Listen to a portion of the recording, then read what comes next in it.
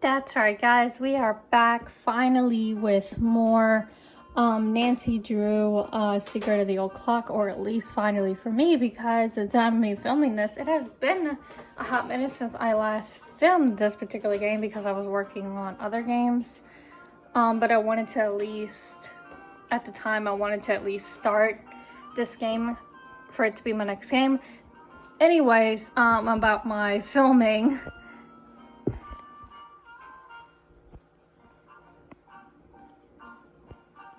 Anyways, enough of my filming schedule. Kind of don't remember what. I think we were kind of just exploring, I think. Check. I'm finished with that. Can't check that off till it's done. Okay, so we need to go. Can't check that off yet. I'm finished with. Yeah, because we got the mirror. I kind of don't remember if I looked around in here. I think I did last time. But I'll just quickly go through some of this again because I don't really remember. Because there really isn't much here. We talked to Emily. I think the only thing really we can do is, I guess, try to talk to Jane and then maybe go into town finally. What's cooking? Oh, we did talk to her. Okay. Where did that barred bounce game that's in the parlor come from? Do you know? Emily says Josiah Crowley brought it in one day and just left it. Said it was so guests, as in him, would have something to do while they waited for a table. Well, I'll talk to you later. You betcha. Okay, I guess let's make our way into town finally so that we can go to Teletograms and go to Jim Archer.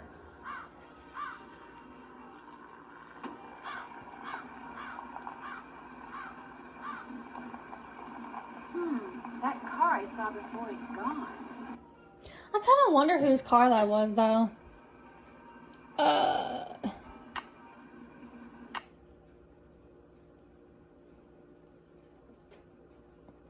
Okay, bank. Okay, so these are the two places we need to go to, and they're close together, which is... Oops, I didn't mean to do that. Which is great. So, let's go ahead and go to Telby's Telegrams. So that our dad can actually stop bugging us about it.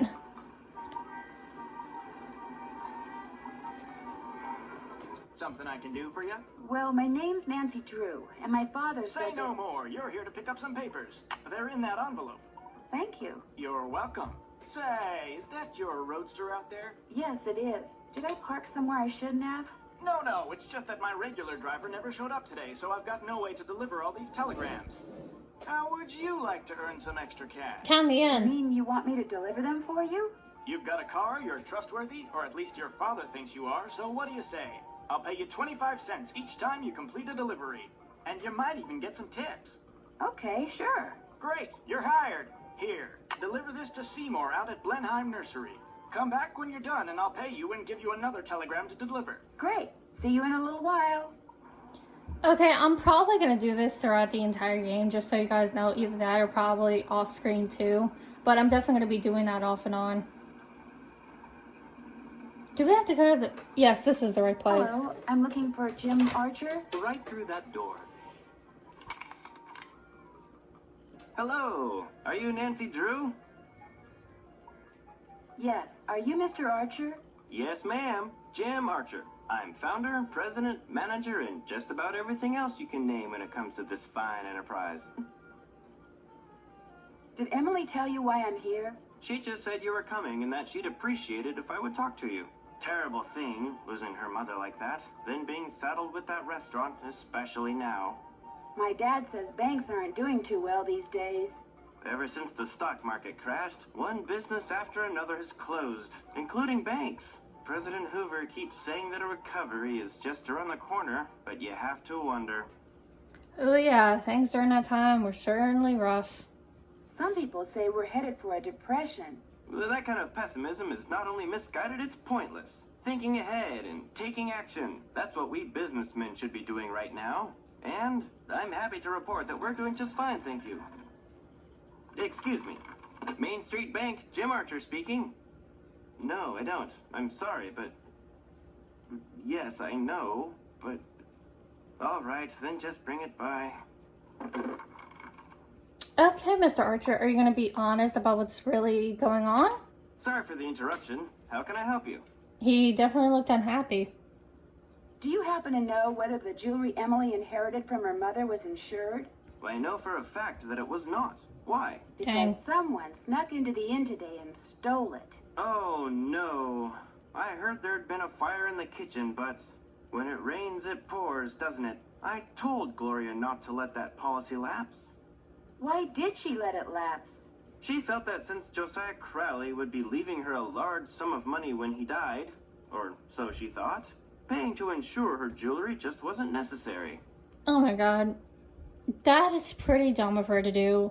Like, honestly, you never know what's going to happen in life, so it's always good to have such things, because if you do become a sum of large money, you could always just cancel it because there's no need. That's just my personal 2 cents, but whatever. How well did you know Josiah Crowley? Well enough for him to name me executor of his will. An executor is the person who makes sure the terms of a will are carried out. Why do you think he wound up leaving Gloria nothing? I have no idea. Truth be told, he'd given me the impression that I would be well taken care of when he passed on too. But when I finally read his will, it all went to Topham. Okay, that definitely seems weird that this guy promised 2 people that he personally knew and liked, promised that they would be taken care of when he passed on, but yet it all went to some unknown person. This seems very sketchy to me. Where did Josiah keep his will? He'd hidden it in a chest of drawers in his house. It took me months to find it. When he named me executor, he said he'd tell me where it was hidden when the time was right. Whatever that meant. That is a pretty weird way of saying something. The will you found in Josiah's house. Is it possible that Josiah didn't really write it? Well, the thought that it could be a forgery did cross my mind. But an expert verified that the will had been typed on Josiah's typewriter and signed in Josiah's hand. But Richard Topham lived in Josiah's house. He had access to his typewriter, and he could have copied his signature. As far as the law is concerned, the matter is closed, Miss Drew. But it's possible that Josiah's real will is still out there. Are you sure he never gave you any clue as to where he'd hidden his will? Whenever I asked him, he said he'd tell me when the time is right. Although, he got a safe deposit box here about 3 years ago. Really? Has it been opened? Topham has tried to claim its contents, but he can't find the key. If Topham can't find the key, maybe it's because it wasn't in Josiah's house. Now, Miss Drew, I wouldn't go jumping to any conclusions. But that's what Nancy does. How well do you know Jane Willoughby? You know, Emily's guardian? Not well at all. Met her once or twice. Seemed a little flighty. What was Emily's mom like? Had a good head on her shoulders. Friendly, too. Having a big slice of blueberry pie at the Lalakin was always a real treat. Oh, I It'd be nice love if Emily blueberry could carry pie. on the tradition, but times are just too tough. If she's smart, she'll sell before the bills start piling up. Damn. How did Josiah die? He was sitting in the public library reading when apparently his heart just decided it was time to stop. Dang. That's a way to go. What was he reading? His favorite book, The Make-Up Secrets of Lon Chaney. I guess I'll be going. Come back anytime. I wonder if we can look around a bit. Don't you ever use this typewriter? That used to be Josiah Crowley's. It was the only thing he left me in his will. Naturally, it doesn't work. The keys always jam. October 9, 1929. Dear Mrs. Sheldon, here is the trivet I said you could borrow for your party at Twin Elms. Please take care of it because I will want it back someday. Your friend, Josiah C. I wonder if Josiah ever got his trivet back. So that's going to be something definitely to keep interested, or at least to keep in mind in the future. Who's Clara? Clara Pickford is this lonely old woman who comes in here every once in a while. Took a shine to me for some reason. Insisted on giving me that picture. To Jim Archer, my ace in the hole, affectionately yours, Clara. I don't know. This kind of looks like a Mrs. Doubtfire type situation where a man is dressed up as a lady, but that's just my opinion. No offense if that's a real lady, but maybe we'll find out, but I'm just saying that's what that looks like to me. Where did you get this clock? Josiah Crowley gave it to me. It stopped keeping time the minute he walked out the door. Damn. It would sure be nice to be able to open this thing. Maybe eventually we'll get a key. See if there's anything else. Guess we kind of can't look at... Oop. Is this your car? Yes, it is. Bought and paid for. Can we ask him about the car? Hello again. Was that your car I saw parked near the Lilac Inn this morning? I haven't been there in months. You saw someone else's car. It's a very popular make and color, you know. Whosever car it wasn't there after the fire. Probably just someone sneaking onto that miniature golf course that Josiah built back there. Or bootleggers. I hear they frequent that area too. I don't know. I guess I'll be going. Give my best to Emily. Sure will. Okay, let me find out where this telegram has to go. Oops. 2. Nursery. So where the heck is the nursery? Okay, bye to Lilac Inn. Perfect.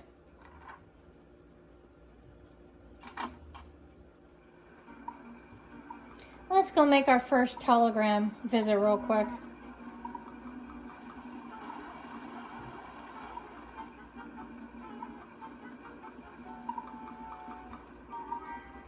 Hello, I've got a telegram for Seymour. Just leave it on the desk there. I'd, tip you, but as you can see, my hands are filthy. What are you doing? I'm trying to doll up some of my plants before this guy named Mr. Martin comes in.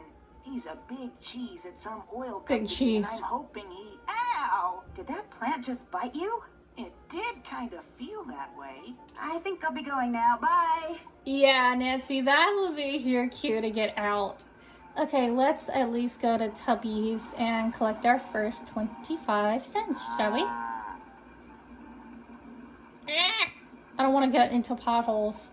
That is one thing you want to try and avoid in this game is potholes and oil puddles. Did you deliver that telegram? I sure did. Good for you. Here's your money. Yay! And here's your next telegram. Take this to Counselor Alice out at Camp Avondale. Keep up the good work. This is also a good way not only to make money, but kind of get your way around the town. I'm going to go back to the inn real quick.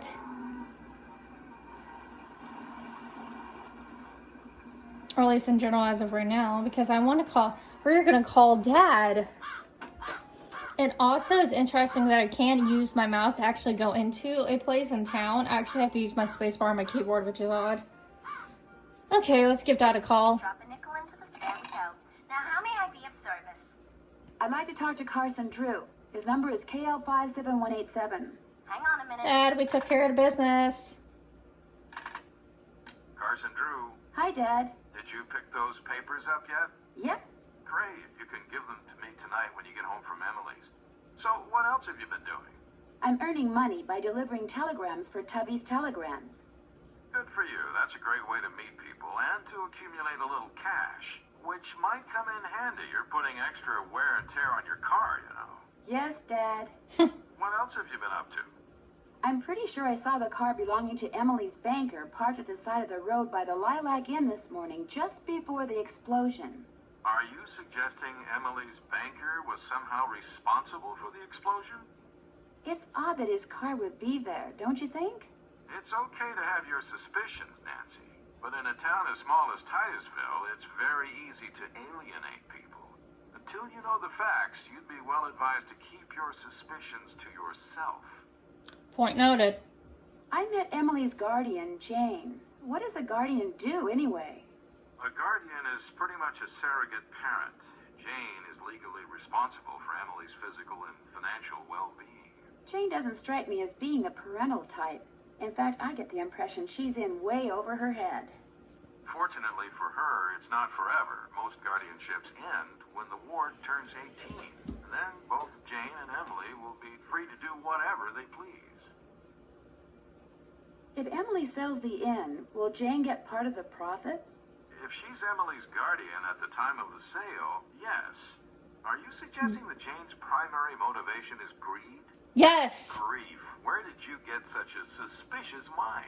I think it was from the person who has always told me that the best way to solve a problem is to look at all the possibilities. Dad. I did say that, didn't I? Yes, you did. Goodbye, Dad. Keep in touch. Sure will. Okay, let's go talk to Emily and let her know that the jewelry wasn't insured, unfortunately, because her mom made a dumb decision.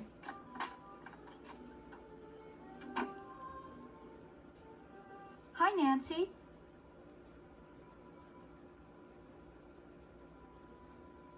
Do you have any idea where Josiah may have hidden a safe deposit box key? He could have hidden it anywhere. He always said his favorite hiding place was right under people's noses. Did Josiah ever say anything about hiding his will somewhere? No, but he was always hiding stuff. I know because he was always writing reminders to himself about how to find it. But whenever the subject of his will came up, he'd just say he was happy knowing we were going to be happy when he passed on. Time will tell. That's all he'd say. Is the clock in the parlor the one Josiah gave you? Yes, I don't know why he gave it to us. It's never worked, and nobody can open it to find out why. I'll be back in a little bit. You're the bee's knees. Okay, I thought we could tell her right away that the jewelry wasn't insured, but I guess not. I'm finished with that. I guess let's go explore outside. Gloria, read this, and pretty soon this fellow will be your favorite poet to your pal Josiah. Oh wow, this is old school.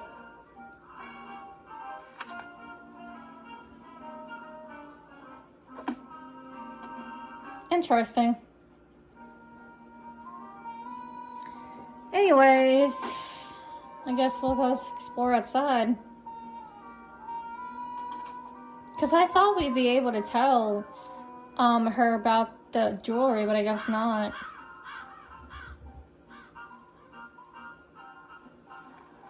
Yeah, Got it. yes. Looks like someone recently had a key appraised. Ah. I guess we're gonna have to go back into town for that. At least, let me start with Richard Topham. Over here, Miss Drew. Find the toy mouse and give it to Yuri, would you please? Otherwise, he'll just keep meowing. He hates strangers. Also, I really am sorry. I thought that was my neighbor's. There it is. Alright, little guy, I'm coming. Hi, there you go. Better? There you go, little guy. Happy as can be. Alright, let's meet him. How nice of you to drop by. And thank you for walking instead of parking in the driveway. I'm expecting a pupil. I'd hate for her to have to park on the road. Okay, for some reason my next door neighbor is really loud. I'm so sorry. How did you know who I was? If one is to teach others how to develop and use their paranormal gifts, it's only logical that one must possess such gifts oneself.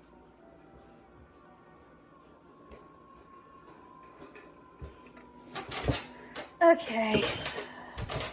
I hope I'm not disturbing you. I was in the process of trying to make these spoons move by using nothing but my own psychic energy. Have you ever focused sunlight through a magnifying glass until it was a minute yet searing point of light, Miss Drew? Yeah, I guess.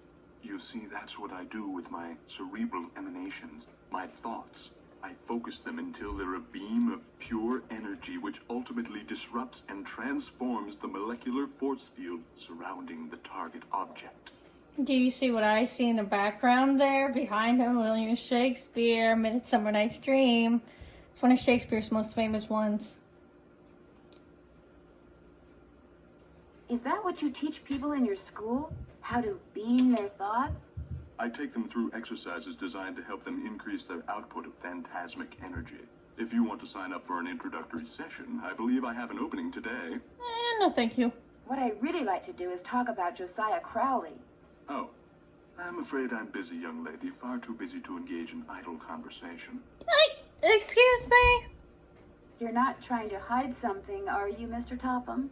I'll be blunt, Miss Drew. I've discovered that the more time I spend with the, shall we say, intellectually unendowed, the more my cerebral pulsations seem to diminish. I'm afraid I cannot speak to you further unless and until you prove that you are worthy. That is, that your brainwaves are not unacceptably inferior and thus deleterious to mine. Okay. My brainwaves are just fine, Mr. Topham. What I have here is an exercise in logic. If you can discern the correct solution, then I'll know that conversing with you will do me no psychic harm. You may take it with you.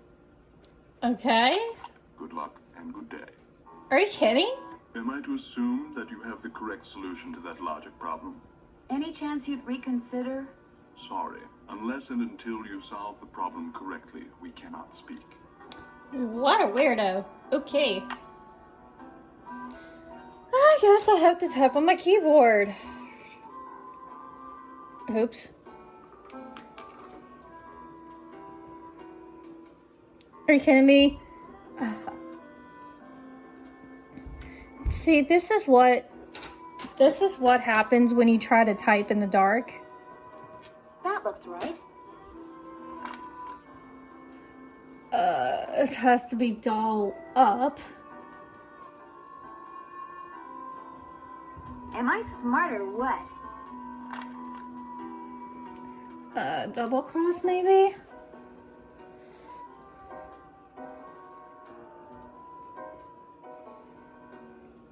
Oops, I forgot the O. Are you kidding me? Slow keyboard. I'm getting there. Try up. That looks right. Big G's.